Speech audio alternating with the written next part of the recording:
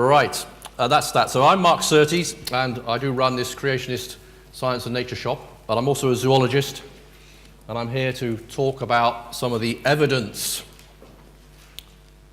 Let's get the right click. Right, creation, biological evidence. And I do have a PhD in zoology, so I know a little bit about biology, spending a number of years studying it. So that's where I'm coming from. I'm a biologist. And when I look at the evidence, I see evidence which actually points to the glory of God, as Wayne was so ably introduced this morning. And this is what it's all about. At the end of the day, we do end up having to say, wow, isn't creation amazing? Hasn't God made some amazing stuff? So an evaluation of just some of, you'll be glad to know, because otherwise I'm going to have trouble keeping to time as it is, because there's so much that we can look at. So some fossil, genetic and anatomical evidence. I just want to start off by saying we have the same evidence. I often get into debates with evolutionists. They say, well, we've got all this evidence for evolution. Well, I say, well, actually, I've got the same evidence. And we do have the same evidence. It doesn't belong to an evolutionist or a creationist. It's there. We look at the evidence that's there. So we have the same evidence. The other thing I want to say is evolution is a fact. Oh, you've come to a creationist talk and he's just started off by saying evolution is a fact. Maybe this is the big recantation in public. Actually, no. Because what is evolution? Evolution is change over time. So it happens. New species appear. Species become extinct. Peppered moths and Galapagos finches show evolution. If that's evolution, I'm an evolutionist, and so are you. But the question is, how much evolution is a fact? That's another question. Did we all evolve from some primitive cell, some universal common ancestor that came into existence billions of years ago, or not? That is a different question, and that's what I'm going to look at. And I think when you look at the evidence, we look at all the biological evidence, or just some of the biological evidence as we are this morning, you can come to a different conclusion from the conclusion that's out there. And where do you find all this evidence? Well, it's the same evidence. My best source of material for these talks is Nature, a journal which publishes all sorts of stuff, and a lot of it about evolution. But it's a brilliant source of information. If you look at the bibliography that I've recommended, I've put the only evolutionary book in there, a book by Donald Prothero, and about evolution. And it's I recommend it because it's one of the best books for giving you the evidence for evolution. But if you look at it critically, you will come to a different conclusion from the guy who wrote it. So I recommend that book. It's quite expensive. I can lend you my copy if you wish to borrow it. And I did a review of it in Biblical Creation Society magazine, which you can get in a shop on Leith Walk. Or you can probably get it online as well. So I'm not afraid of the evidence. I like the evidence. Let's talk about the evidence. Let's start talking about some fossil evidence. And I want to ask a question. What is the most likely explanation for what we see in the fossil record? Is it an evolutionary succession? Or is it something that shows us there's been mass extinctions and rapid deposition of rocks over the top of dead creatures? And is there also some evidence for actually diversification and dispersal of creatures across the earth in the fossil record? Now, interestingly, we're going to get two talks this afternoon, which are going to cover some of these second 2 points. But I want us to look at the evidence to see which one of these big pictures is it going to fit into most effectively. Or maybe it's a combination of them. And actually, I think that's probably the right answer. Because, as I've said, evolution is a fact. So some of it does point to evolution. But how much evolution is the question we need to look at? Another question I want to ask is the fossil record largely incomplete? If you talk to an evolutionist and a classical geologist, they will say, yes, it's very incomplete, it's very patchy. But I would like to suggest that might not be the case. Now, I'm not going to die over this one, but I want you to think about it. Is the fossil record actually rather complete? When we look at the fossil record, we don't discover new types of extinct plant and animals anymore. They've all been discovered. All the fossils that we dig up today, we can fit them in to the current taxonomy that we have. They all fit somewhere. They're not novel. They're not unique in any way. Well, not unique in an essential way. There are different features of them which are unique. But essentially, you dig up a reptile, you dig up a bird, you dig up a dinosaur. And usually, it might be a new species of dinosaur, but it usually belongs to the existing family of dinosaur. So we're not discovering new fossils, new creatures in the fossil record, essentially new creatures. And we get many examples of well-recorded sequences of fossils where we have some sort of progression, which again that's evolution. I'm an evolutionist, and we're going to look at one of those actually. So I would suggest to you that perhaps the fossil record could be more complete than we're led to believe, especially if you accept that the Earth is young rather than old, because the main reasons for saying fossils are rare is because it's a rare event and we've had 500 million years of evolution. Therefore, there's going to be very few fossils examples of evolution. But if the Earth isn't that old, and that's my position, if we have a shorter time scale, and if fossilization is a very common event, we might expect a rather complete fossil record, which gives us evidence of all there was at one time. So that's something to think about when we're thinking about the fossil evidence, and it does change your perspective a little bit. So what do we find when we look at the fossil record? We find some things actually the evolutionists wouldn't predict. And this is where it gets interesting, because evolution makes predictions and creationists make predictions. And one of the things we find in the fossil record is sudden appearance, and we'll talk a bit more about all these. We see interesting patterns of disparity and diversity. Don't worry too much about that. I'll cover some of that and try and explain what I mean there. We see mosaics. We see mosaic creatures in the fossil record. And we see discontinuity. So yes, there is some sequences, there are some evidences of continuity, but there's also evidence of discontinuity. And we see complexity in the fossil record. And we're going to look at some of these very quickly this morning. I want to start with the Cambrian explosion. I always smile when I read the word Cambrian explosion. I bet the evolutionists wish they never said Cambrian explosion, because it keeps coming back to bite them. Because it's something that's unexpected. It is unexpected. What do we see when we look at the Cambrian? We see all the modern types of animal appear together in the Cambrian rocks, which are supposed to be the oldest sedimentary rocks, or amongst the oldest sedimentary rocks on the Earth. And they appear suddenly, and they represent just about every phyla of animals, large classes of creatures in the Cambrian rocks. They all appear together. And this is unexpected. This is not evolution. And this is where we need to think about disparity and diversity. When we look at the Cambrian rocks, we find high disparity. We find lots of different types of animals, different types of creatures, different body plans or phyla or class. If you're used to biological taxonomy, we talk about phyla, which is the largest group. We are the phylum Chordata. We all have backbones. That's a big grouping of animals. Well, you find chordates in the Cambrian. You find worms. You find insects, or arthropods, more accurately. You find arthropods in the Cambrian. So we find these body plans represented in the Cambrian. But when we're talking about disparity, we're talking about different kinds of creature. So, for example, though you won't find birds in the Cambrian, just correct myself, make sure you don't get misunderstand me here. When we talk about a bird, a mammal, a reptile, they're different classes of animal, phyla of animals. That's the kind of thing we talk about. And when we talk about, though, we've got a very diverse collection of animals, right? Whereas if you're looking just at birds, you can have lots of variations of birds, but they're all birds. Right? Think of it as a family.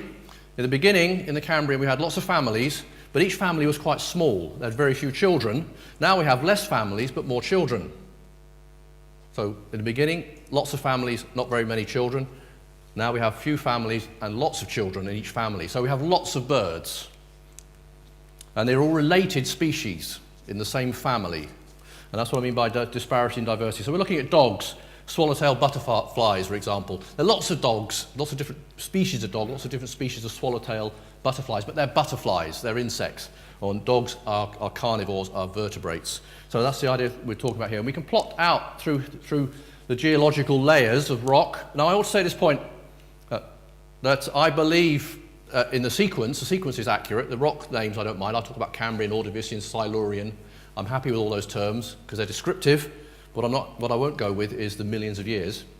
When I talk about Cambrian and Devonian and all the rest, don't get confused. I'm not saying the Earth is old, 500 million years old or billions of years old. I'm saying, yes, we can accept the description, we can look at what's there and we can describe it. Does it fit more accurately with a creation model or an evolutionary model? This is the question we need to ask ourselves. So let's just think a bit more about disparity and diversity. Disparity is different types of animals, reptiles, mammals, birds, amphibians, worms. And diversity, we're talking about variations on a theme. And you can plot this out over geological time. You've got the Cambrian, the end Paleozoic, the Mesozoic, and the Cenozoic. And here we have diversity first, this line. So diversity has decreased over time. There are types of animal that have disappeared. Disparity has decreased, but diversity has increased. Right? If you're an evolutionist, you would expect them both to go together. You get increasing disparity and diversity together. What we have is disparity goes down and diversity goes up. So what am I talking about here? I'm talking about extinct phyla, classes and orders. For example, placoderms, armored fish, disappear. Therapsids disappear from the fossil record. Dinosaurs disappear. Fissiopods disappear. We're going back to fissiopods, very interesting creatures. Ichthyosaurus, you don't see them anymore in the oceans. They disappear. Pterosaurs, you don't see pterosaurs flying through the sky anymore. And you don't see a whole number of Cambrian phyla. They've disappeared. So disparity has decreased. We've got less families, but we've got more representatives of each family that we have remaining. And this is actually the inverse of what you'd expect over evolutionary time, if the evolutionary time scale is correct. So Cambrian should be primitive and simple and very few types of creatures, not lots of different types. So we see actually a surprising sequence that doesn't fit the evolutionary story. Okay, let's talk about mosaics. We find creatures in the fossil record which are actually mosaics. What do I mean by mosaic? It's a mixture of characters. So you have creatures that have representing characters from, for example, reptiles and birds, or mammals and reptiles. For example, Archaeopteryx is a mosaic. Archaeopteryx looks in many ways like a reptile, and it also has feathers. It also has a respiratory system that looks like a bird's respiratory system, and a brain that looks like a bird's brain. We have Tiktaalik, which is a special type of fish, which is is a very odd fish, and it has features which look like something else. There's a combination. We have them today as well. They still live. These mosaics still live. We have the platypus is perhaps the best example. With the duck-billed platypus, it's got characteristics of it lays an egg like a reptile. It's a mammal. It has venom also like a reptile. It has a bill that looks like a duck. It's a mosaic creature. The red panda is another one. Is a mosaic creature. The red panda is not really a bear. It's not really a panda. It's not really. It doesn't really fit in an easy class. So we get mosaics. We've got creatures which are combinations of characters, but not combinations of changing characters. Now, if Archaeopteryx was a true transitional feature, a true transitional creature, it would have feathers evolving, not completely functional feathers, which is what it has. It would have lungs that are changing into the bird-like system from a reptile-like system. It doesn't. It has a bird-like system. So it's a patchwork of characters, but each character is complete and perfect. It's not on the way to becoming anything. Whereas a transitional fossil would show gradual change, or transitional fossils will show gradual change from one type to another. And we'll look at some of that a bit later. But let's just talk about the fishapod. My favourite mosaic creature, I suppose, is this one, Tiktaalik. And it's a fish with strong pectoral, otherwise front fins. And it's able to breathe, apparently able to breathe there. We don't know for sure because we don't see it, but we expect it could breathe there. But we still have fishapods today. Here's one. It's the mud skipper. It's strong pectoral fins. It can crawl around on land. It can move quite quickly, quite difficult to catch, and it can breathe air. A very strange fish. And we have another one called the bishir, which is in Africa, which is a very strange fish as well, which is similar. Can also crawl out onto land and survive for a certain amount of time on land and crawl with its front fins. Very similar to the fossil Tiktaalik. And this was a fishapod. It's a mosaic creature, and I would suggest to you it's actually not a transitional creature. And we're going to come back to that because we're going to look at the example of the evolution of animals with 4 legs, tetrapods. Okay, the other thing we find in the fossil record is discontinuity. And this is, for me, is a major creationist prediction. We expect discontinuity as we look across creatures, all the creatures in the world today and creatures in the past, the fossil record. And this is what we observe. Now, I'm picking on whales because I was saying to somebody earlier, when I'm looking at evidence for creation, I like to look at the best evolutionary arguments. I say, okay, an evolutionist has said this is their best evidence, let's look at it. Don't be afraid. And in an article in Nature back in 2004, if I remember correctly, there was this statement. The origin of whales is one of the best documented examples of macroevolutionary change in vertebrates. It's one of their showcases. You look at the whales, we prove evolution by looking at how whales evolved. Well, do we? That's the question. Back in 2004 in Nature. You can look it up. And you get a sequence that looks something like this. If you go to the textbooks, if you go to Prothero's book, you'll find this sequence seems to show a progression from something walking around on land to the modern whales we see today, the baleen whales and the toothed whales. Well, some of these drawings are based on very fragmentary evidence. In fact, you take this creature, Dalanistes, you take these two creatures, Tacrocetus and Gravacetus. They're based on basically fragments of skull, a few bones here and there, a rib or two, a vertebrae, a bit of a backbone, a bit of a jawbone, and some ribs. And that's why they recreate these drawings from that. And they make it fit in an evolutionary sequence. An awful lot of interpretation here. And then you've got Basilosaurus. Basilosaurus doesn't really belong in there. Basilosaurus is not on the way to becoming a whale. Basilosaurus is a very strange creature. I haven't got time to go into why, but it's a very strange creature and doesn't belong in there. If you look it up, you'll find why it was originally classified as a reptile, which is why it has the name Basilosaurus, which is a dinosaur name. You take those four out, what do you have left? You have a very incomplete sequence. And when you look at the features of modern whales, and you look at something like Dorodon, which is the next step down, you have big problems in how you're going to evolve from one to the other, especially when you look at the timescale the evolutionists put forward. The evolutionists say this all happened very quickly. You've got an evolutionary transition from something running around on land to something like in this picture here, a right whale I think it is, swimming around in the oceans in 15 million years, from something like this creature here, Pachycetus. And then you've got these strange creatures like Basilosaurus in the middle. This is my own drawing of Basilosaurus because I didn't like the reconstructions in the textbooks because I think they interpret it too much to make it look like a whale. It doesn't look like a whale. It never looked like a whale. And all this has to happen very quickly. It's not slow, gradual Darwinian evolution. It's not what evolutionists expect. It's too quick.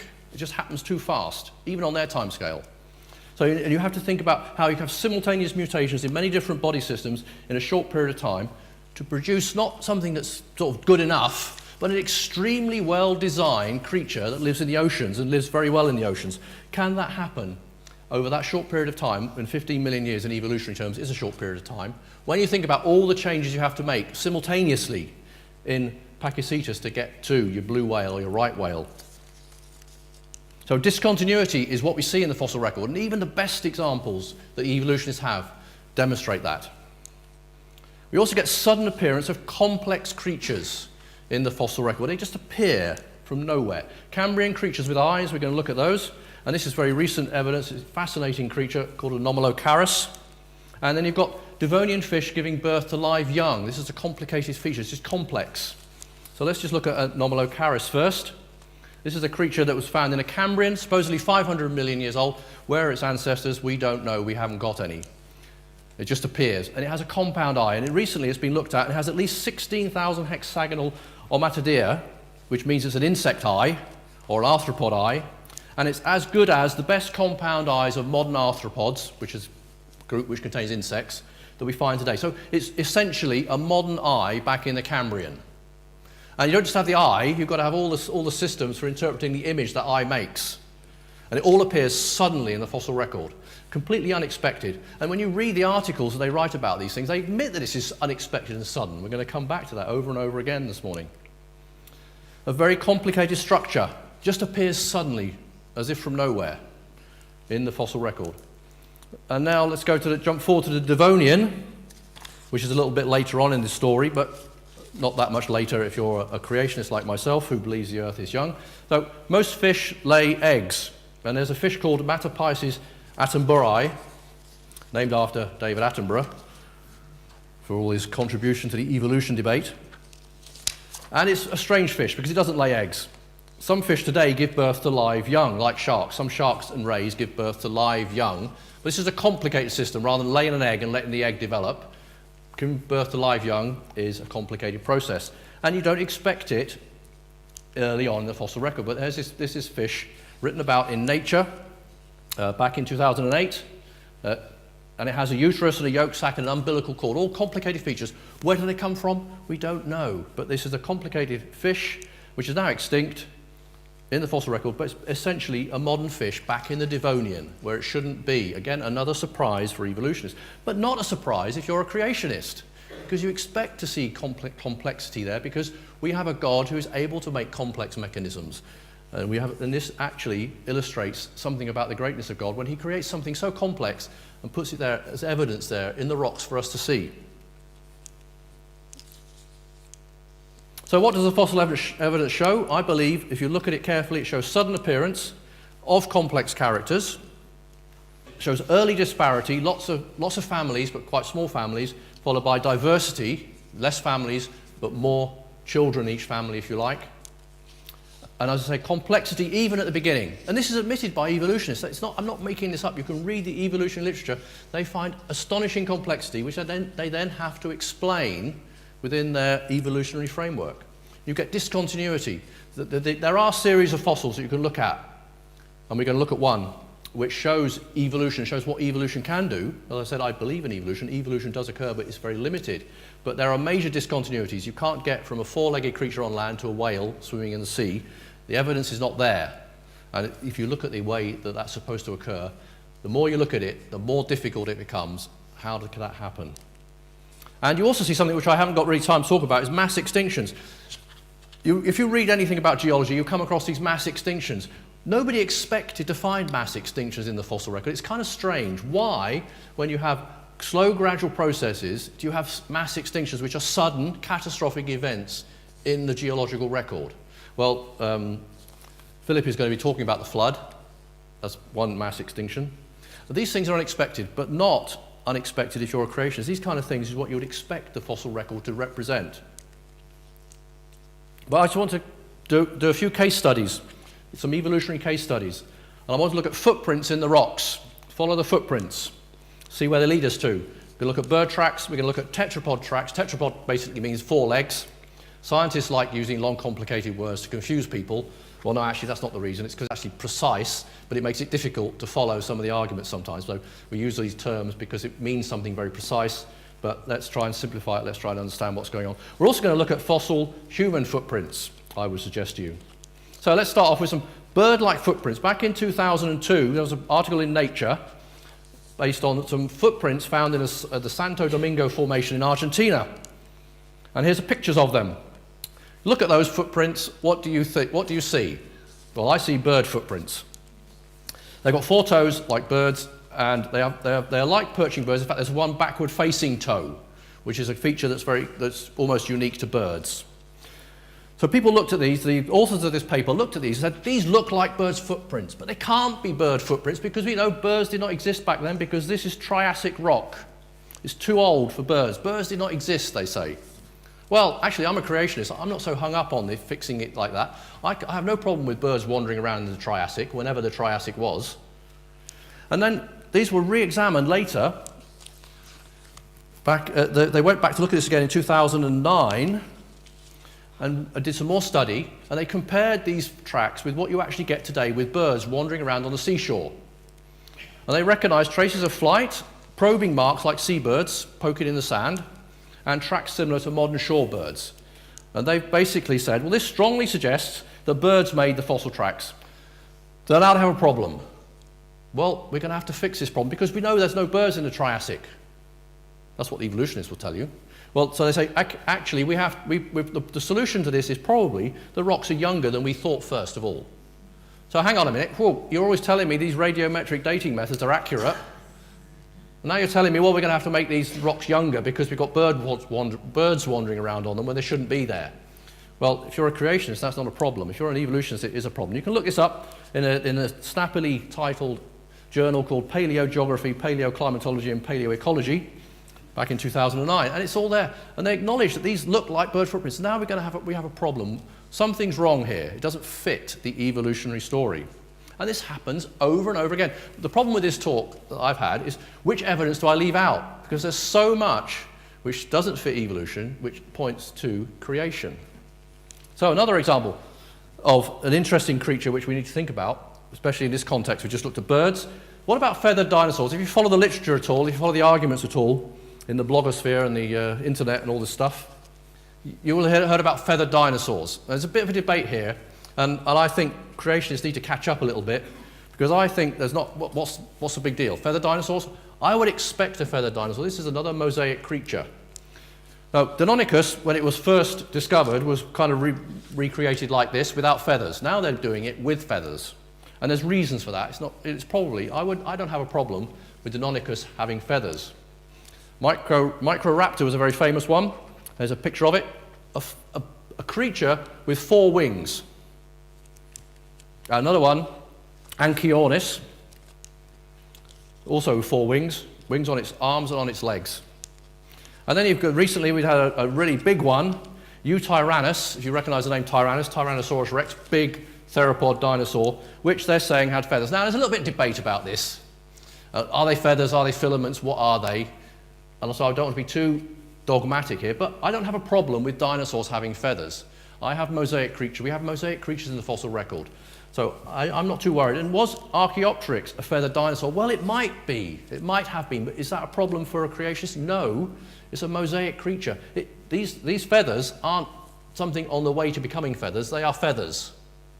Now, there's a bit of debate about that too we should get into. But the evidence, the really good evidence, shows that these are feathers which are perfectly like the modern feathers today. So I don't have a problem with dinosaurs having feathers. Not all of them, just some of them.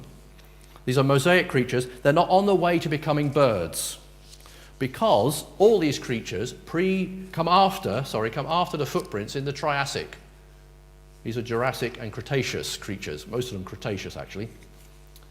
So there's no problem there. That's not proving evolution. If anything, this is another big problem for evolution. Where did the feather come from, for example?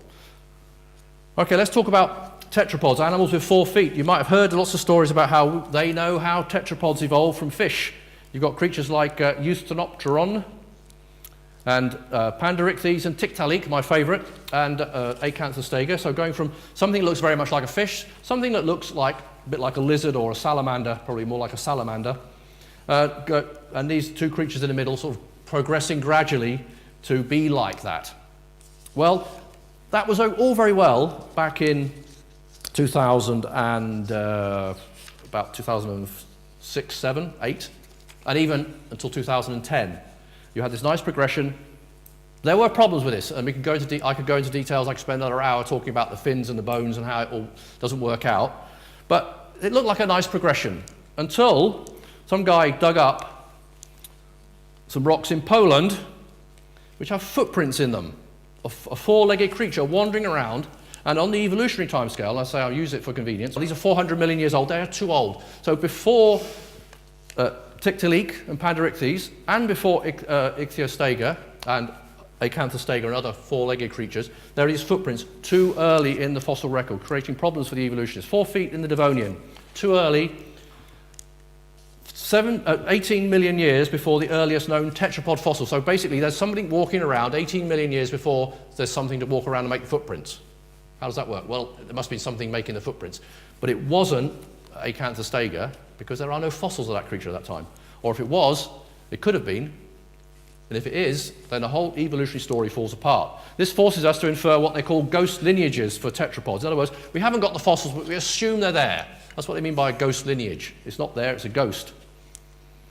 And until now, they said, the replacement of these fish by tetrapods has appeared to reflect an evolutionary event, until now. And this is evolutionists admitting that their story is wrong.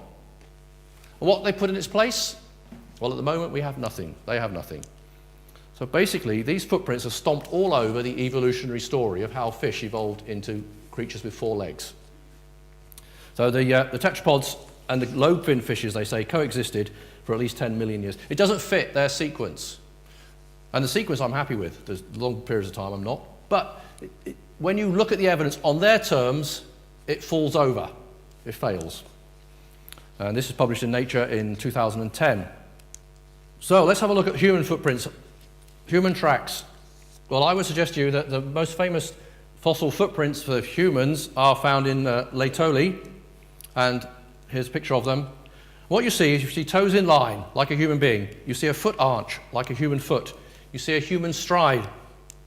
You see the heel down first and the weight transferred to the ball of the foot. You see pushing off the toes. Basically, whoever made these footprints walked just like a human being does, just like you do. And they've tested this out by making people walk barefoot across sand, comparing all the footprints. The creatures that made this had a foot that was just like your foot and my foot. But we know, says the evolutionist, that humans were not around then because these are 3 million years old. And humans didn't exist then, so humans can't possibly have made these footprints. It must have been Australopithecus, which is Lucy, and her, well, he's not even sure that she was a lady actually, but Lucy and her brothers and sisters must have made these footprints. Therefore, they must have a foot like a human. It's kind of a little vague, a little circular. They're not very certain. But they come up with some evidence. They dug up some what's called a metatarsal, which is part of your foot bone. If you're a fan of David Beckham, you'll know all about metatarsals. He fractured one, I believe, but I wouldn't know anything about that because football's a silly game. But the metatarsal, they dug up a metatarsal, and it was about and they said this is as old as Lucy, and it's the same shape as a human metatarsal, and the foot that this metatarsal fitted in would have an arch just like a human foot. So I would suggest to you that that was a human metatarsal in the wrong place. But they can't accept that because they know humans didn't exist back then 3 million years ago. Well, I'm sorry, I'm a creationist. I have no problem with humans walking around in rocks that apparently seem to be 3 million years old.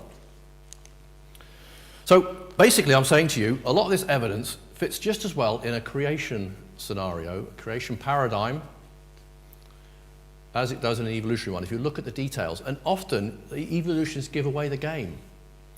But I did say at the beginning, I believe in evolution. Evolution does occur. So yes, I'm arguing against evolution in one sense, but I'm also saying evolution does occur. But the question is, what are the limits to evolution? How much evolution can you have? And I'm going to want to look at an example of what I think is a good evolutionary transition. So there are some good evolutionary transitions in the literature. You can read about them. And it's going to be flatfish evolution. But I'm also going to look at an example of arrested evolution, where evolution stops dead for no apparent reason. The eye of Nautilus. Great. If I had a pet in an aquarium, I'd have a Nautilus in my aquarium. Forget about the fish. Fish are dull. The Nautilus is wonderful. Right, let's go back to the flatfish. Flatfish fossils. Heteronectes, written about in 2008. Here we have a picture of it, right and left side. Notice the eye on one side is there, and the other side is kind of working its way over the top. This, they say, is the evolution of a flatfish from a non-flatfish. And I've done a picture diagram that shows it very nicely. Here you have on the left-hand side a normal fish with the eyes either side, and then you have Heteronectes and another sort of similar sister species with the eyes moving round, and then you have two modern flatfish, the turbo and the flounder, where the eyes have completely moved over. So they can lie flat in the ocean and have both eyes looking up. And that looks like an evolutionary transition. And I have no problem with that. I have no problem with that because what's happened here? There's nothing new here. They've moved the eye around. The eye has moved under selection pressure, under natural selection, which I also believe in, which happens. And you've got from a fish that was not flat to a fish that's flat with eyes in an ideal position to lie on the ocean floor and hide from somebody trying to eat it. But nothing new here. It's just been rearrangements of what is already there. And I would like to suggest to you that evolution can't make something new. There's no evolutionary mechanism to produce an eye, and we're going to come back to that. But you can move your eyes around. If that's evolution, I'm an evolutionist. Okay, let's look at Nautilus. Nautilus is wonderful, a living submarine, basically. Absolutely astonishing. Complex, multi-compartmented ballast chamber, jet propulsion, zooms around with its jet propulsion, and it is found in almost all geological ages. You find them all over the fossil record. They've been around a long time if you're an evolutionist. They've been around about 400 million years. The interesting thing about Nautilus, one of the interesting things about Nautilus is if you look at its eye. Now, we're told by evolutionists it's very easy to evolve an eye. You can look up in the literature and find lots of nice little pictures showing how an eye could evolve. Well, actually, they're diagrams which are made up. But they can show some examples of each one, but going from each stage is tricky. But look at the eye of Nautilus. The eye of Nautilus is basically a pinhole camera. It doesn't have a lens. It's missing the lens. It works, but the question I want to ask is, why has it not continued evolving? Especially as we're told it's easy to evolve an eye, a complex eye like our own. And it hasn't happened for 400 million years if you're an evolutionist. Evolution has stopped dead in respect to the eye of Nautilus. Actually, the rest of it was all there at the beginning as well. Complexity right there at the beginning. And I would say it hasn't happened because it can't happen. That's why Nautilus still has a simple eye, because it was given a simple eye to start with. Okay, let's move rapidly on. That's enough on fossils. Let's jump forward and think about some genetic evidence. We'll look at, so there's lots of very exciting genetic evidence coming out there because they're basically taking lots of DNA and genes and sequencing them and doing lots of fun stuff with it, involving lots of horribly complicated statistics which I don't understand, but you can read the literature and they try and make it understandable. But I want to look at gorilla DNA. Recently they sequenced the gorilla genome, exciting stuff, and there were evolutionary expectations when they did this.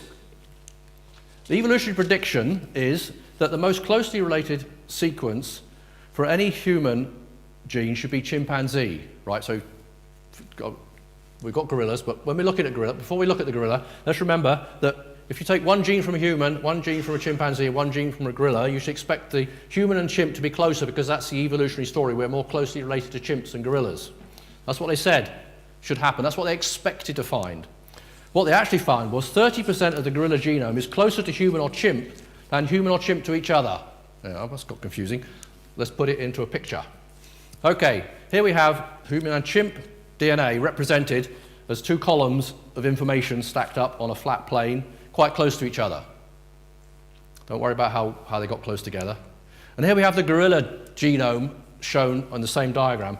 A lot of it is way in the background, but there's 30%, which is either closer to chimp or human, so 15% each, close to human, closer to chimp, than human and chimp are to each other. Now that shouldn't happen because the closest relative to human beings, according to an evolution, is the chimp, not the gorilla. So why is this DNA, 30% of the DNA, actually closer to the chimp or the human than it should be? Well, if you're an evolutionist, you have a problem. And your answer is, they have a solution to this problem. It's called incomplete linkage sorting. Solves the problem. Well, that's interesting. But what they've got here is they've got evidence which doesn't fit the evolutionary story, so you have to add on another explanation. You're making an ad hoc explanation for the evidence you discover. It's a bit like epicycles when you're thinking about the solar system and Plato Copernicus and those guys and Galileo. They're adding on something to make it fit the evolutionary story. Okay, but claims that similarities support the idea of relatedness are actually weakened by the latest DNA evidence. There's a weakness in the theory.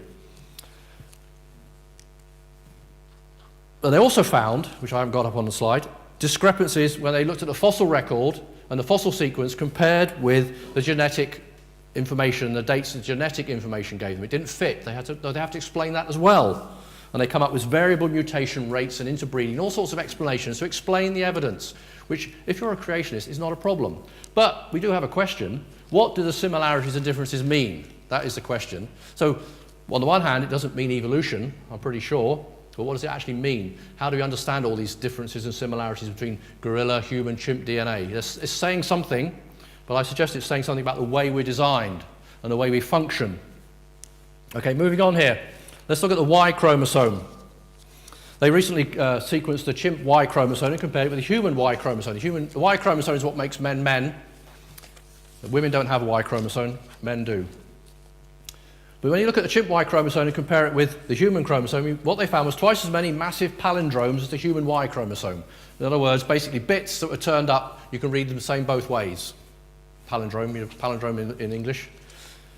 But they're massive, they're not little bits. Big chunks of DNA are turned into palindromes, which you don't find in the human Y chromosome. And they're also missing large fractions of protein coding genes from one or the other, so they don't match up. Actually, you get surprisingly, and this is the word they use in the article in Nature, we're talking about this, surprisingly, there's a 30% difference between the human and the chimp Y chromosome. Well, if you've read any of the evolutionary articles, they're telling you all the time there's only 1.5% difference between chimps and humans. Well, not if you look at the Y chromosome. Now they've got explanations for all this, they can explain it all away, but it doesn't fit the initial prediction of an evolutionary model. But it does fit the fact that if the creationist theory that we're actually different from chimps, not related to them. What about chromosome 2? People will tell you, look at chromosome 2. Chromosome 2 proves that we came from chimps because in the chimps you have two chromosomes and they joined up. Well, to explain that, I need to tell you a little bit about the architecture of a chromosome. Here we have a diagram of a chromosome and you have a telomere on the end. It's basically the end of the chromosome, called a telomere. And you have one at each end. And in the middle you have a centromere, more or less the middle of the chromosome. Not necessarily, sometimes it's a bit off, but pretty much in the middle. And all chromosomes have these features. And what they're saying has happened in evolution is the chimp has two chromosomes, which combine together, end-to-end fusion, telomere to telomere. And if you look at the sequence, you can see the remnants of the two telomeres, and you can see a remnant of one of the centromeres, because you have to get rid of one of the centromeres. You can't have two centromeres in a chromosome for reasons which I won't go into. You have to take it on trust, but I can answer the question later if you're interested. So, but actually, people have looked at the sequence data, and I think this is actually published on CMI's website, and that's where I pinched most of the ideas from. And at this point, I must acknowledge CMI got some brilliant technical articles, and where if you want more technical information, go on the CMI website, Google chromosome 2, and you'll come up with some of this stuff. It's very, very interesting. But basically, let's try and summarize some very complicated information. What they found was the end-to-end telomere sequences are basically missing. They're not like they should be. They find a few remnants which are kind of match up, but it doesn't seem to be right. So you've got a problem with the telomere sequences that should be there. And then you've got the so-called remains of the centromere. It's actually in the wrong place, and similar sequences are found elsewhere. So what's it doing elsewhere? Well, perhaps it isn't actually centromere DNA. It's DNA that's there anyway in lots of different places doing something else. And the fusion site, actually, if you look at the information around the fusion site, the DNA sequences around the fusion site, it doesn't match anything in the sequences in the chimp genome where you expect to find it. So again, it doesn't fit. Superficially, it looks like a good argument. When you look at the information and the details and you start taking it apart, analysing the DNA sequences, you have a problem.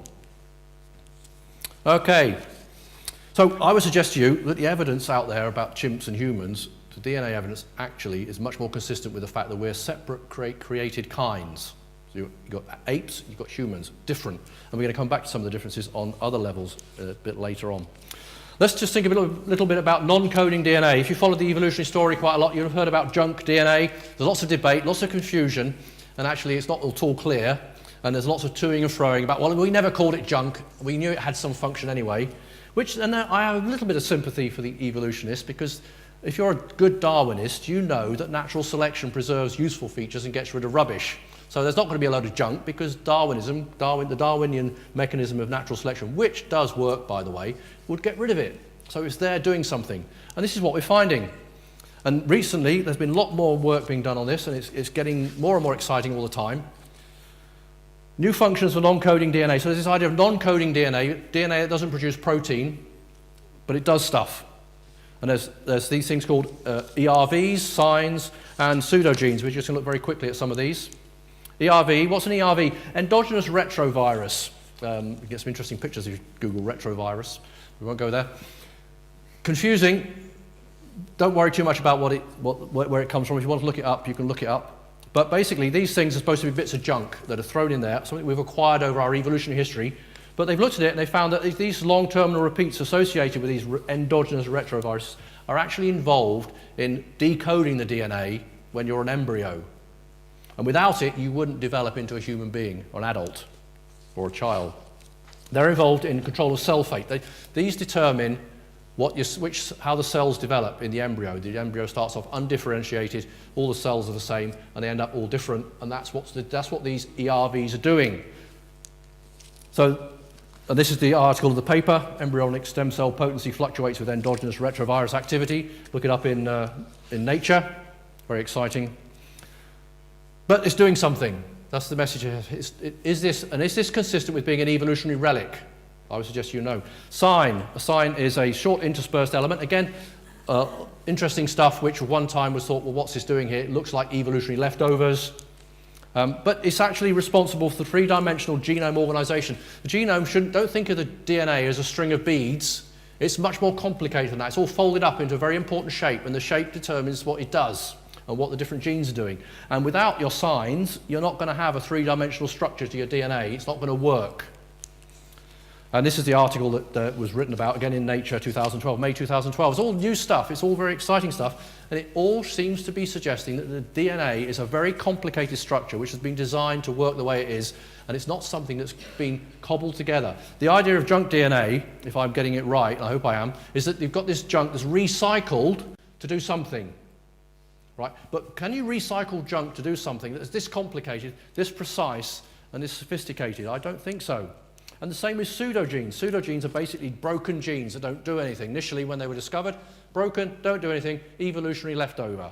but actually they're now finding that they're involved in all sorts of things, like switching off cell development, controlling genes by RNA interference. Don't worry too much about that, but they're doing something. And they basically regulate gene expression.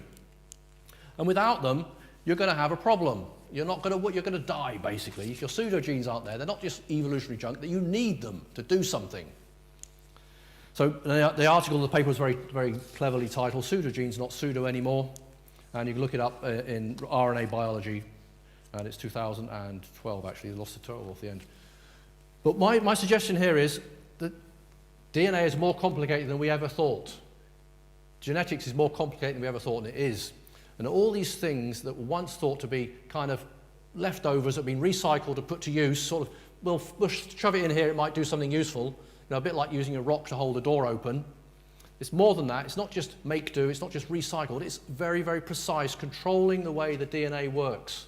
And without it, we wouldn't be here. So how did we get here in the first place? Your DNA is not going to work without these things. They can't be accumulated during evolution because you wouldn't have had anything to accumulate. Right, let's talk about anatomical evidence. This is where it gets really exciting. People tell us the eye is wired backwards. And evolutionists like to point to bits of our anatomy and say, this is not very good, this is poor design. And some of them like to have a go at the designer, who they believe doesn't exist, which I find a bit bizarre, but they have a go anyway. This is poor design, it proves evolution, because this is what we would expect as an evolutionist. Okay, well, let's look at it. Let's look at the recurrent laryngeal nerve. Let's look at the human spine. In fact, I think I'll have to cut some of this because I'm running out of time, because I really want to finish up with the human knee, because the human knee is absolutely amazing. Okay. Are vertebrate eyes wired backwards? Vertebrates are animals with backbones. You're a vertebrate, you have a backbone. So you can stand up straight. Right, Nautilus is an invertebrate, doesn't have a backbone. As we've seen, it has a pinhole camera eye.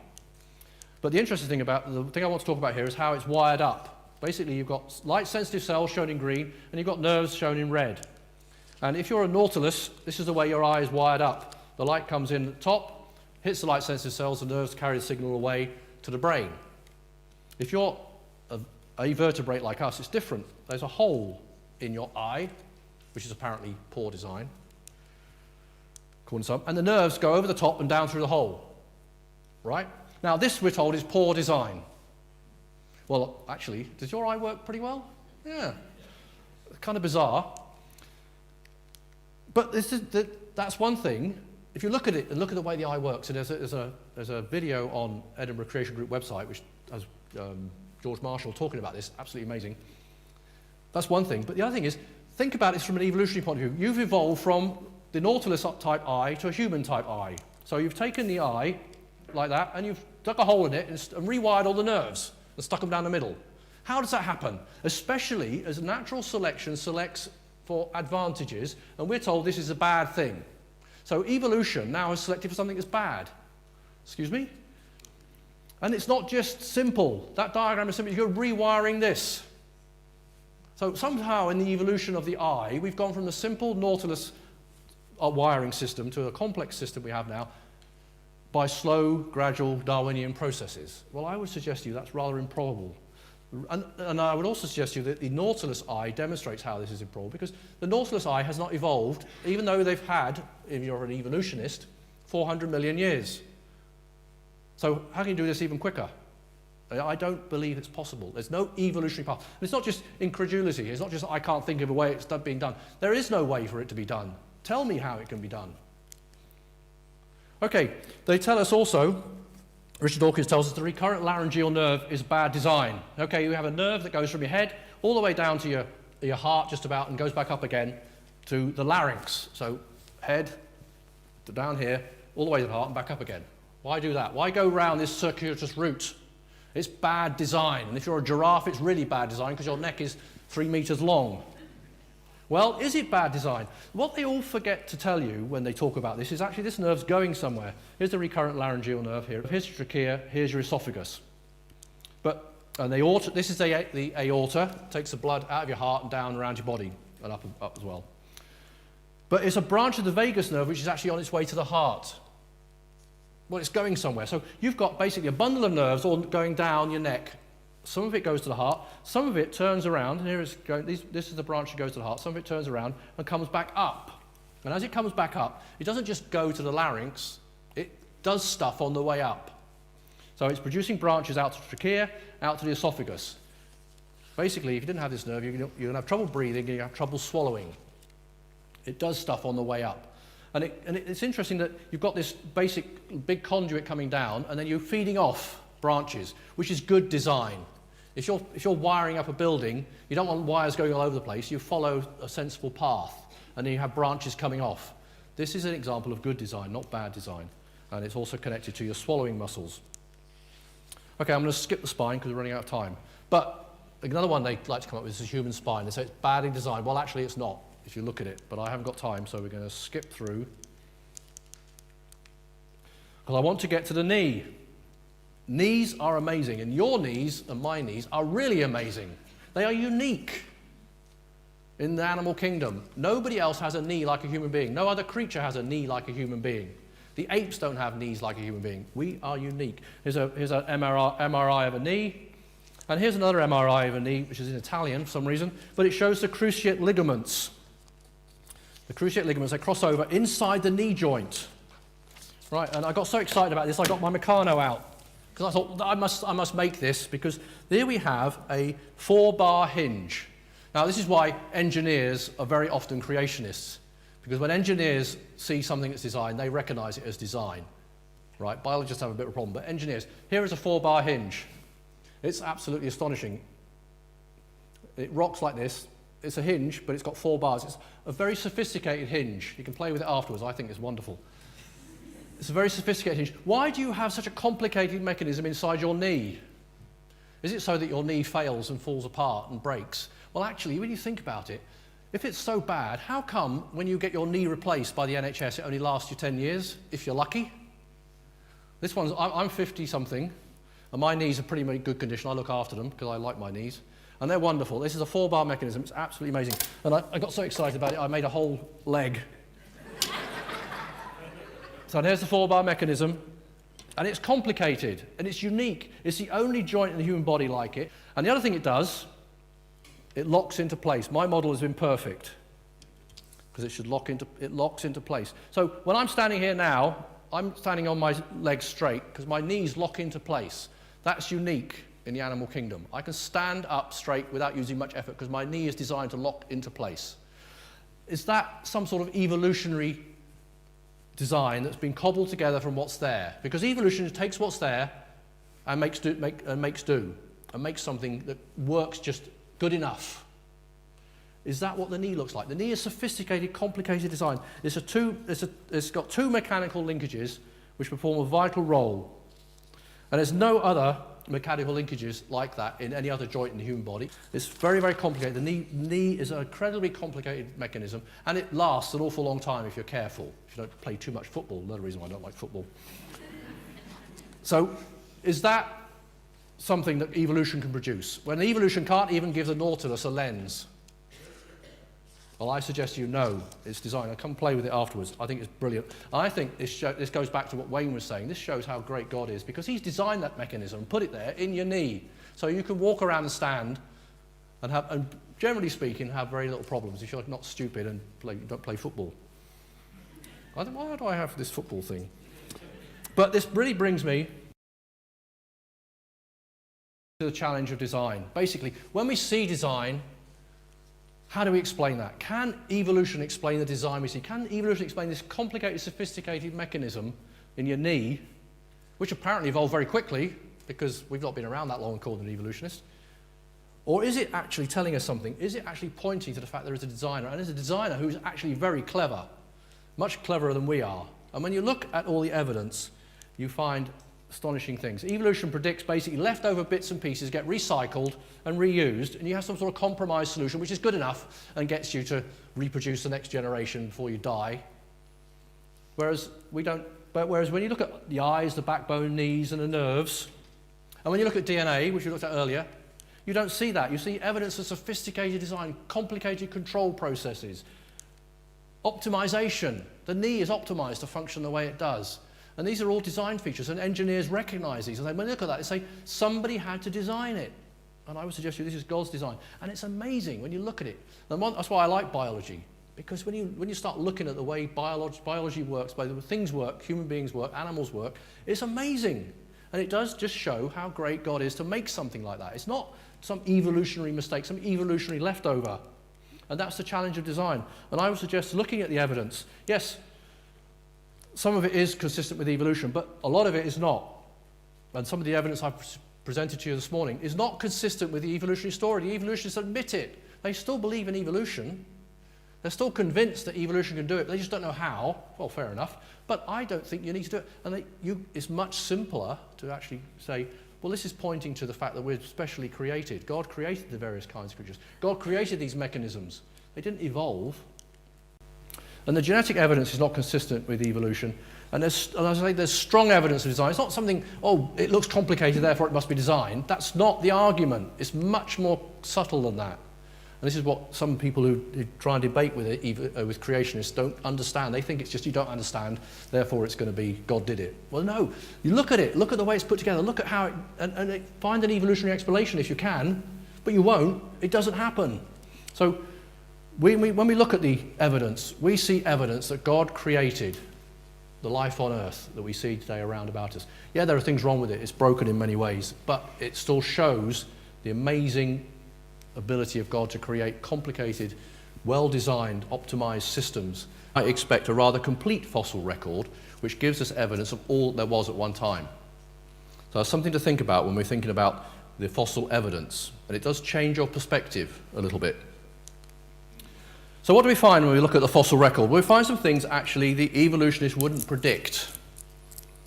And this is where it gets interesting, because evolution makes predictions and creationists make predictions. And one thing we find in the fossil record is sudden appearance, and we'll talk a bit more about all these. We see interesting patterns of disparity and diversity. Don't worry too much about that. I'll cover some of that and try and explain it, what I mean there. We see mosaics. We see mosaic creatures in the fossil record. And we see discontinuity. So yes, there is some sequences, there are some evidences of continuity, but there's also evidence of discontinuity. And we see complexity in the fossil record. And we're going to look at some of these very quickly this morning. I want to start with the Cambrian explosion. I always smile when I read the word Cambrian explosion. I bet the evolutionists wish they never said Cambrian explosion because it keeps coming back to bite them. Because it's something that's unexpected. It is unexpected. What do we see when we look at the Cambrian? We see all the modern types of animal appear together in the Cambrian rocks, which are supposed to be the oldest sedimentary rocks, or amongst the oldest sedimentary rocks on the Earth. And they appear suddenly, and they represent just about every phyla of animals, large classes of creatures in the Cambrian rocks. They all appear together. And this is unexpected. This is not evolution. And this is where we need to think about disparity and diversity. When we look at the Cambrian rocks, we find high disparity. We find lots of different types of animals, different types of creatures, different body plans or phyla or class. If you're used to biological taxonomy, we talk about phyla, which is the largest group. We are the phylum Chordata. Right, that's that. So I'm Mark Surtees, and I do run this creationist science and nature shop, but I'm also a zoologist, and I'm here to talk about some of the evidence. Let's get the right click. Right, creation, biological evidence. And I do have a PhD in zoology, so I know a little bit about biology, spending a number of years studying it. So that's where I'm coming from. I'm a biologist. And when I look at the evidence, I see evidence which actually points to the glory of God, as Wayne was so ably introduced this morning. And this is what it's all about. At the end of the day, we do end up having to say, wow, isn't creation amazing? Hasn't God made some amazing stuff? So an evaluation of just some of, you'll be glad to know, because otherwise I'm going to have trouble keeping to time as it is, because there's so much that we can look at. So some fossil, genetic and anatomical evidence. I just want to start off by saying we have the same evidence. I often get into debates with evolutionists. They say, well, we've got all this evidence for evolution. Well, I say, well, actually, I've got the same evidence. And we do have the same evidence. It doesn't belong to an evolutionist or a creationist. It's there. We look at the evidence that's there. So we have the same evidence. The other thing I want to say is evolution is a fact. Oh, you've come to a creationist talk and he's just started off by saying evolution is a fact. Maybe this is the big recantation in public. Actually, no. Because what is evolution? Evolution is change over time. So it happens. New species appear, species become extinct. Peppered moths and Galapagos finches show evolution. If that's evolution, I'm an evolutionist, and so are you. But the question is, how much evolution is a fact? That's another which are going to cover some of these second 2 points, but I want us to look at the evidence to see which one of these big pictures is it going to fit into most effectively. Or maybe it's a combination of them, and actually I think that's probably the right answer, because as I said, evolution is a fact, so some of it does point to evolution, but how much evolution is the question we need to look at. Another question I want to ask is the fossil record largely incomplete? If you talk to an evolutionist and a classical geologist, they will say, yes, it's very incomplete, it's very patchy. But I would like to suggest that might not be the case. Now, I'm not going to die over this one, but I want you to think about it. Is the fossil record actually rather complete? When we look at the fossil record, we don't discover new types of extinct plant and animals anymore. They've all been discovered. All the fossils that we dig up today, we can fit them in to the current taxonomy that we have. They all fit somewhere. They're not novel, they're not unique in any way.